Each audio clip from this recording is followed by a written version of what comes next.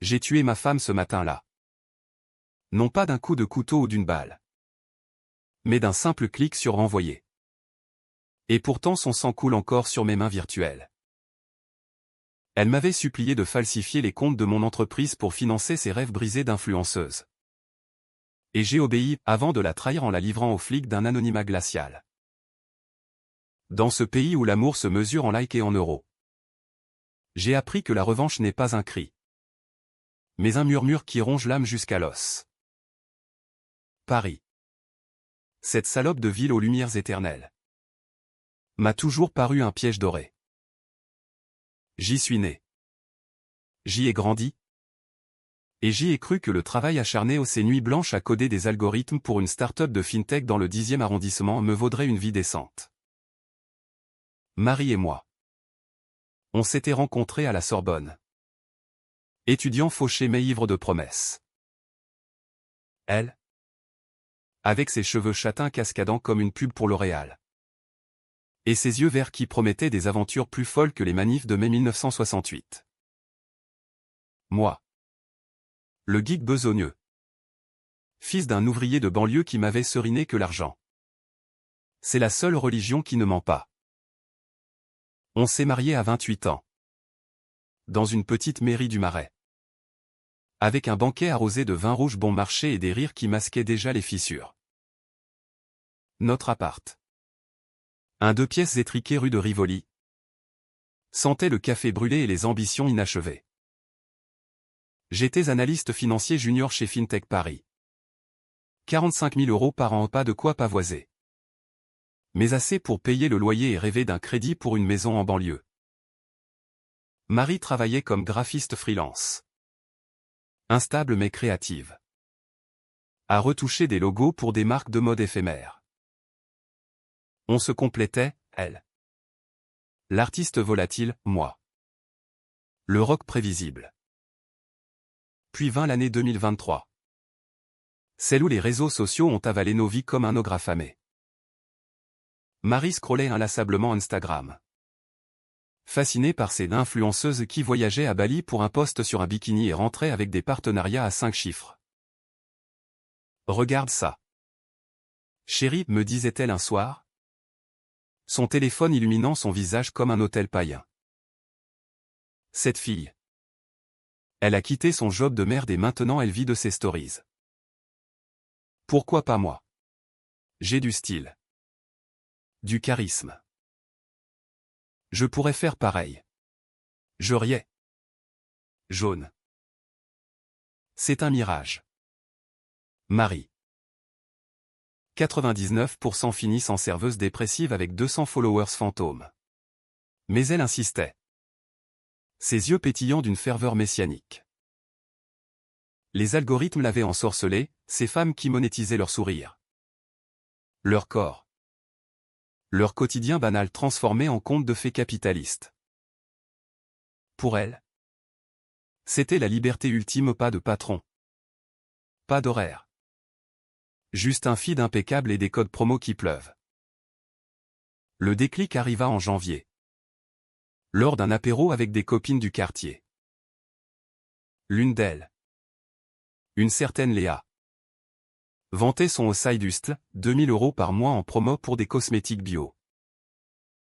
Marie rentra exaltée. Un verre de rosé de Provence à la main. C'est décidé. Je plaque tout. Je vais devenir influenceuse. Beauty. Lifestyle. Un peu de voyage le coste. Toi. Tu gagnes assez pour nous deux. Non. Je la regardais. Abasourdi. Attends. Quoi? Ton freelance paie les factures de la maison. Les courses. Si tu arrêtes. Elle m'interrompit d'un baiser. Moqueur. Arrête de stresser. Mon amour. C'est temporaire. Dans 6 mois. Je serai à 10K followers. Et on ira en week-end à Lisbonne aux frais d'Airbnb. J'acquiesçai. Faible comme toujours face à son feu. Le lendemain. Elle envoya sa démission par mail à son dernier client. Un shop de fringues éco-responsable. Libre? Cria-t-elle en sautant sur notre lit king size qu'on avait acheté à crédit. Moi. Je hochai la tête.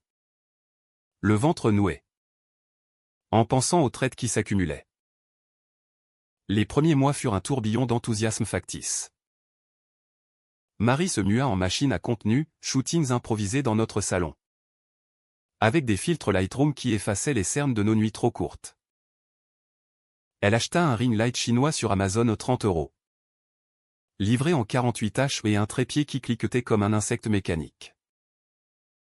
Bonjour. Mes beautés.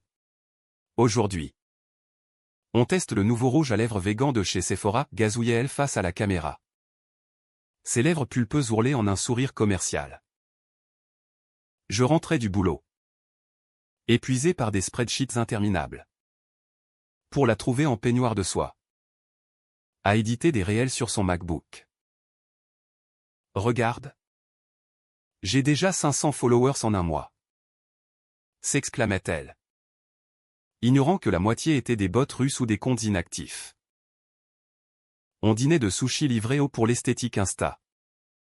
Disait-elle et elle me racontait ses stratégies, collaboration avec des micro-marques.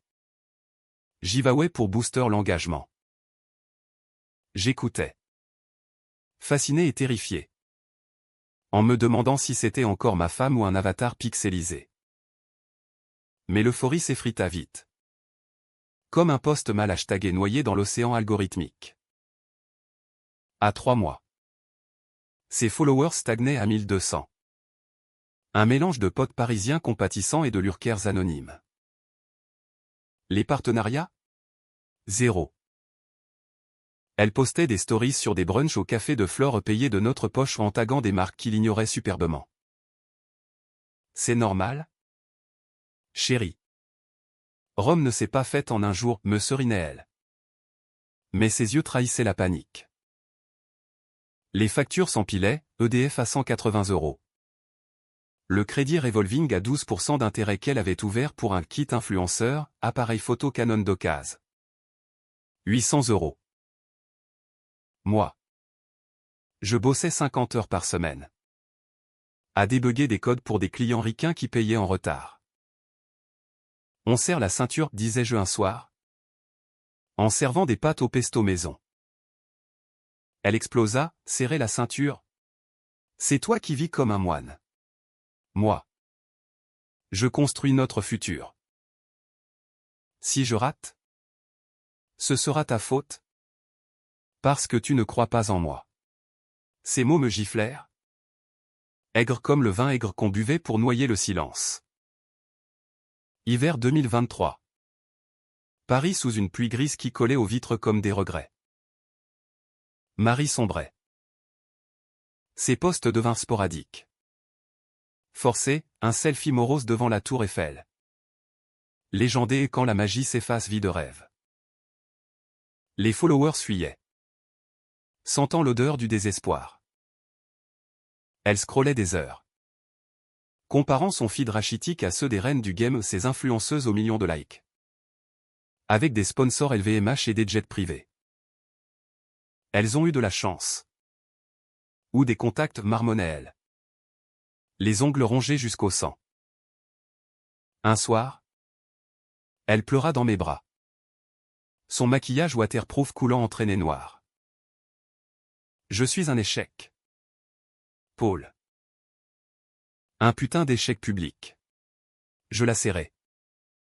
Murmurant des banalités, c'est pas grave. On recommence à zéro. Tu peux chercher un job. Mais elle se dégagea. Furieuse. Recommencer? Et admettre que j'ai tout gâché? Non. Je vais y arriver. Même si je dois. Emprunter un peu. C'est là que la fraude entra en scène. Discrète comme un virus dans un système. Chez FinTech Paris. Je gérais les comptes clients des PME qui confiaient leurs flux financiers à nos logiciels. Rien de glamour, des virements CEPA. Des rapports fiscaux. Des audits URSSAF. Mais Marie, dans sa spirale, avait flairé une faille. T'es pas con, Paul. Tu peux juste ajuster un chiffre, gonfler un remboursement client ou déduire une fausse dépense. 5 000 € pour relancer mon compte avec des pubs ciblées. Personne ne s'en rendra compte. Je la fixais? Incrédule. T'es folle? C'est du blanchiment. De la fraude fiscale. Si on se fait choper, c'est la tôle. La ruine. Elle rit. Amère. La ruine? On y est déjà. Et qui va vérifier? Ton boss est un con obsédé par les deadlines. Fais-le pour nous. Pour moi. Ses yeux. Ses yeux verts qui m'avaient ensorcelé brillaient maintenant d'une lueur prédatrice. Comme si l'échec l'avait muté en squale. Je résistais. D'abord. Des nuits à tourner en rond dans notre appart. Le bruit des métros souterrains comme un battement de cœur affolé. Paris. Avec ses boulevards haussmanniens impeccables. Cachait tant de pourriture sous le vernis, des maris infidèles. Des rêves avortés. Des dettes qui rongeaient les âmes. Marie ne lâchait pas. Elle cuisait des dîners froids. Laissait traîner ses soutiens-gorge en dentelle comme des appâts. Et chaque matin, un bisou sur la joue accompagné d'un pense à nous. Le boulot empirait, mon chef. Un cadre stressé nommé Bertrand me collait des heures sup non payées pour un audit urgent sur une start-up de foodtech. Paul. T'es mon meilleur. Mais si tu flanches, c'est la porte. La pression montait. Un étau invisible. Et Marie? Elle postait des stories cryptiques, quand l'amour exige du courage couple goal. Avec un lien vers un sondage bidon sur aideriez-vous votre moitié en cas de besoin. Un soir de février. Après une engueulade homérique, elle avait emprunté 300 € de notre compte joint pour un photoshoot avec un photographe pro qui s'avéra être un amateur foireux. Je craquai. Assis à mon bureau. Sous la lampe IKEA qui bourdonnait comme un SM. J'ouvris Excel. Un client. Une petite agence de pub dans le 11e. Avait un remboursement en attente de 8 000 € pour une erreur de saisie. J'ajustais, 3 000 de plus. Détourné vers un compte offshore anonyme que j'avais créé en 5 minutes via une app crypto. Le virement partit à 23h47. Un jeudi pluvieux. Marie sauta de joie quand je lui montrai l'écran. M'embrassant comme au premier jour. Mon héros.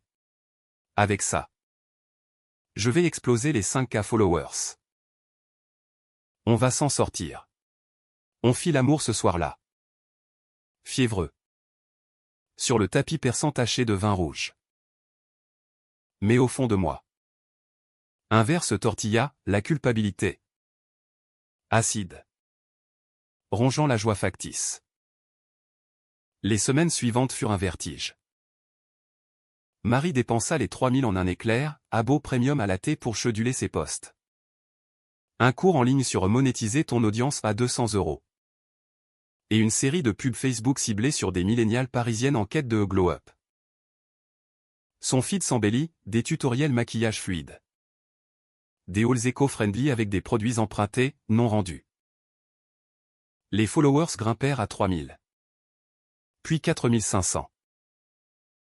Un premier partenariat, 150 € pour promouvoir un thé détox d'une marque obscure.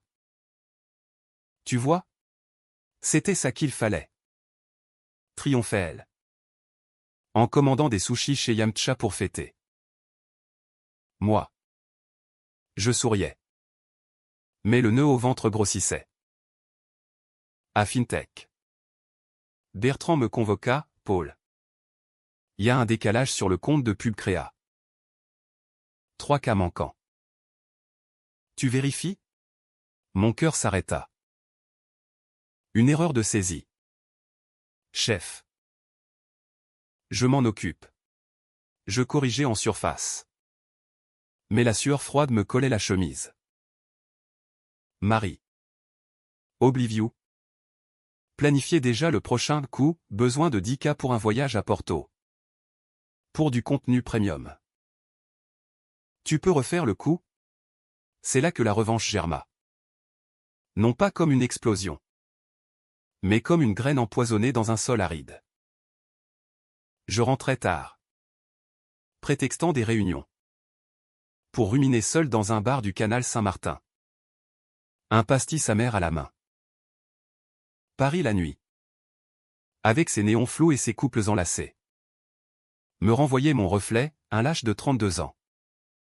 Piégé par une femme qui avait troqué notre amour contre des pixels. Je repensais à nos débuts. Ces promenades au Luxembourg où elle jurait fidélité éternelle. L'échec n'est pas une option, me disait-elle alors. Mais son échec à elle était le mien. Un gouffre qui nous aspirait. Une nuit. Ivre de rage et de solitude. Je créai un compte anonyme sur Signal, l'ombre de Paname. De là. Je contactai un pote hacker du temps de l'école 42. Un certain Nico. Qui bidouillait des VPN pour des boîtes offshore. Besoin d'un coup de main pour un audit perso, lui dis-je. Il rit, toujours dans la merde. Paul? Ok.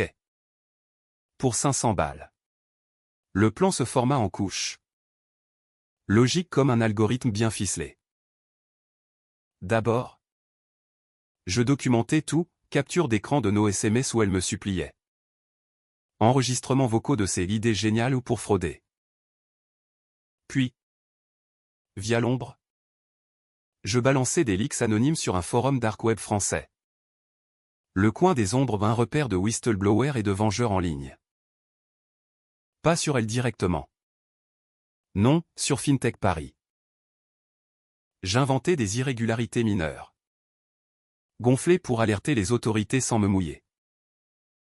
L'URSSAF mordit à l'hameçon, une inspection surprise annoncée pour mars. Marie. Excitée par son mini-succès. Poussa plus loin, fais-le encore. Paul. 10K cette fois. Pour un collab avec une marque de bijoux. Je feignis l'hésitation. Puis obéis mais cette fois. Je laissai une trace, un faux mail de confirmation envoyé à son adresse Insta perso. Avec pièce jointe incriminante. Avril arriva. Printanier et cruel. Les cerisiers du champ de Mars fleurissaient. Indifférents à notre enfer domestique. L'inspection URSSAF débarqua chez FinTech, perquisition numérique. Interrogatoire tendu. Bertrand paniqua. Me désignant comme responsable des comptes. Paul. C'est toi qui as touché à ça. Je jouais l'innocent. Blême, chef. Y a eu des ajustements. Mais c'est pas moi seul. Les flics de la BRDE, Brigade de répression de la délinquance économique, fouillèrent nos serveurs. Et bingo, les virements suspects menaient à un compte lié à une adresse IP parisienne. Celle de notre appart. Marie. Quand je lui annonçai. Pali, c'est rien. On nie tout. C'était pour nous. Mais la machine était lancée. Je contactai discrètement un avocat via un burner phone. Feignant d'être un employé lambda. Conseil pour dénoncer une fraude interne, dis-je. Il m'orienta vers une hotline anonyme de Tracfin. L'agence anti-blanchiment. La nuit de la trahison. Un vendredi saint pluvieux. Paris grondait sous un orage biblique. Marie et moi. Dans notre cuisine exiguë. Buvions du vin du Languedoc pour noyer l'angoisse. Si on se fait choper. C'est ta faute, cracha-t-elle. Ses ongles laqués s'enfonçant dans mon bras. T'as accepté. T'as codé les ajustements. Je la regardais. Et pour la première fois.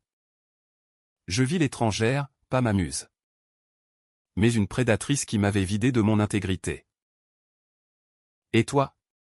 T'as tout initié pour tes likes de merde. Elle rit. Hystérique. Mes likes? C'était pour notre futur. T'es qu'un minable. Paul. Un gratte-papier sans couilles. Ce fut la goutte. À 2 heures du mat.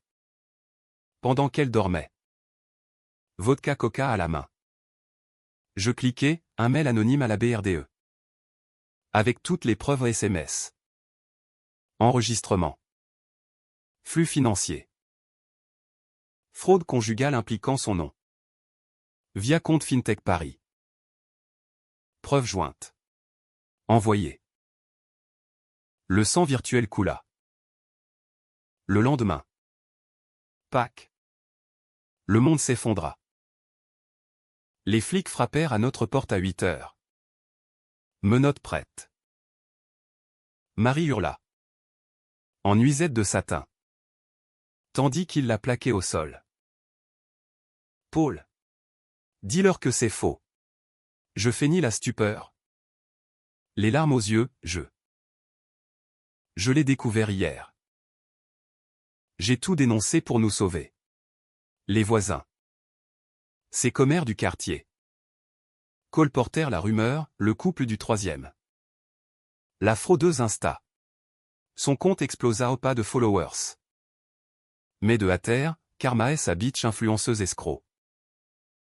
Emmenez menottée. Elle me jeta un regard d'acier, tu vas payer. Paul. Je te jure. Mais en moi. Un calme froid s'installa. Comme après une tempête. Les mois suivants furent un purgatoire lent. FinTech me suspendit. Enquête interne. Mais mon anonymat via les proxys de Nico me protégea. J'embauchai un psy. Un barbu du 5e arrondissement qui disséquait mes nuits hantées par ses cris. Vous avez vengé votre intégrité. Paul. Mais à quel prix? Le prix? Une solitude vorace. Paris. Sans elle. Était un fantôme, les bistrots où on riait. Les ponts sur la Seine où on s'embrassait. Son procès. En juillet. Fut un cirque médiatique, l'influenceuse qui a ruiné son mari pour des selfies. Elle plaida coupable pour fraude aggravée. Écopa de 18 mois ferme et 50 000 € d'amende. De sa cellule à Fresnes. Elle m'écrivit, je te hais. Mais je t'aime encore. Reviens-moi. Je brûlai la lettre. Cendre dans l'évier. Aujourd'hui. Novembre 2024. Je vis dans un studio du 18e. Reconverti en consultant freelance. Les algorithmes que je code maintenant traquent les fraudes. Ironie du sort. Marie sortira en conditionnel bientôt, j'ai changé de numéro. Déménagé 2 fois. La revanche m'a libéré. Mais m'a évidé, je dors mal. Hanté par ses yeux verts implorants. Paris brille toujours. Impitoyable. Et je marche ces rues. Un homme entier m'est brisé. L'amour, ai-je appris, n'est pas un like éphémère, c'est une dette que l'on paie en silence. Jusqu'à ce que le cœur saigne pour de bon.